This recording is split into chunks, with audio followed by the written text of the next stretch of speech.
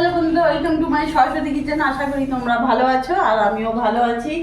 আজকে নিয়ে চলে এলাম এই গরমে করলার চচ্চড়ি করব। দেখতে পাচ্ছ এখানে করলা আমি ছোট ছোট করে কেটে নিয়েছি, আর এখানে একটা আলু নিয়েছি, আলুটাকেও ছোট ছোট করে লম্বা লম্বা করে কেটে নিয়েছি। এখানে আমি গ্যাস ধরিয়ে কড়াই বসিয়ে দিয়েছি, কড়াইটা গরম হোক। কড়াই গরম হয়ে গেছে, আমি সরষের তেল দিয়ে দিলাম। তেল গরম হয়ে গেছে, এখানে আমি 5 ফোড়ন আর শুকনো লঙ্কা ফোড়ন দিয়ে দিলাম। এরই মধ্যে কেটে রাখা করলা আর আলু আমি দিয়ে দেবো।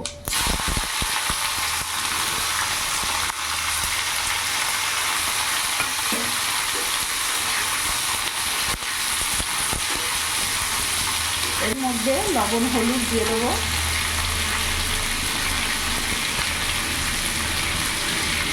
এক চামচের মতো লবণ দিয়ে দিলাম, আর সামান্য অল্প হলুদ গুঁড়ো দিয়ে দিলাম। কিছুক্ষণ ভাজা ভাজা করে নেব। ততক্ষণ এটা ভাজা ভাজা হোক, আমি একটা মশলা করে নেব। যেহেতু করলার চচ্চড়ি সেহেতু আমাকে এখানে সর্ষে দিতেই হবে। এখানে 1 চামচ কালো সর্ষে নিলাম, 1 চামচ সাদা সর্ষে নিলাম, সামান্য অল্প হাফ চামচেরও কম গোটা জিরে নিলাম, অল্প একটু আদা, আর এখানে 4-5টা কাঁচা লঙ্কা নিলাম। সামান্য অল্প জল দেবো, দিয়ে একটা মিহি পেস্ট করে নেব। কিছুক্ষণ ভাজা ভাজা করে নিয়েছি। এবার কেটে রাখা একটা টমেটো আমি দিয়ে দিলাম।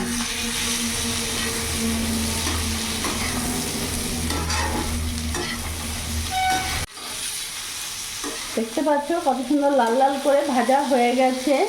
এরই মধ্যে আমি সর্ষে বাটাটা পুরোটা দিয়ে দেবো।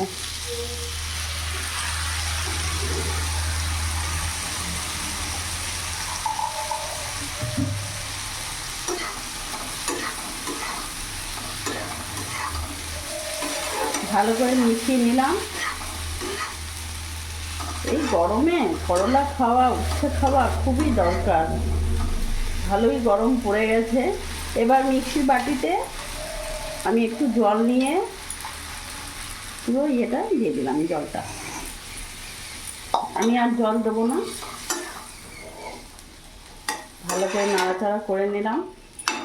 এইভাবে কিছুক্ষণ ফুটিয়ে নেব। দেখতে পাচ্ছ করলা চচ্চড়িটা একেবারে গা মাখো মাখো হয়ে গেছে।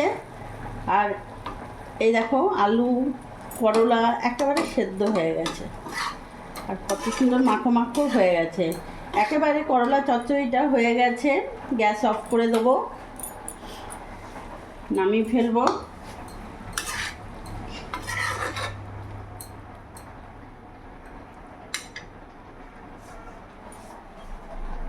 তো বন্ধুরা, তোমরা দেখলে আর দেরি না করে এইরকম গরমে করলা চচ্চড়ি করে দেখো, সত্যি খুব ভালো লাগবে।